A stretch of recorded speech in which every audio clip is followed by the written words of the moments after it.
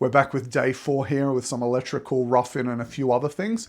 So first thing you can probably see here really stands out is we've got our vanity box going in here. We've got some new blue timbers you can see to position that.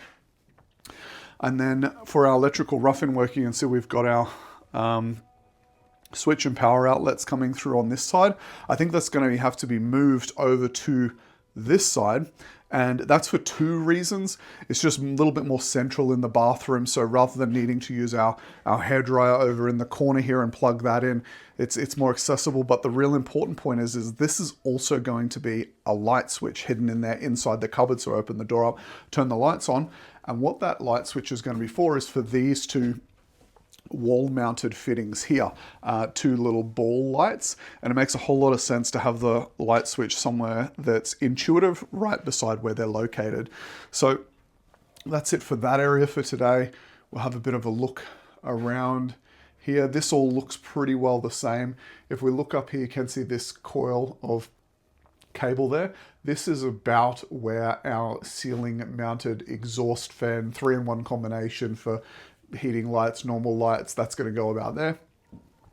Everywhere else looking pretty similar to where we were at yesterday until we get over here. A large amount of cables bundled up coming through here. We got a lot going on.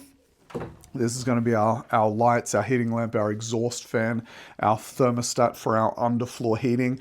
So a lot going on there, which you can see by the cables. And then on the note of underfloor heating, if we have a look down here, you can see that's our underfloor heating penetrations. Now, the particular type of underfloor heating that we're using here, there's 2 types.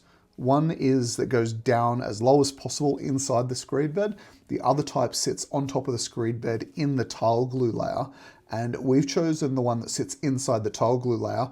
Main reason for that is just the speed of activation. You feel the heat starts working very quickly. So because of that, these look like they're just a little bit too low the way they're positioned. So we'll have a chat with the builder tomorrow, just make sure they're definitely going to run these at the right level. And then also have a talk about how these are going to penetrate through the waterproofing, because that's a bit of a risk point. We're actually not running it in the shower here. It does look very close to the shower, but it's definitely going to be outside the shower, divided by the shower screen and water stop angle and everything like that.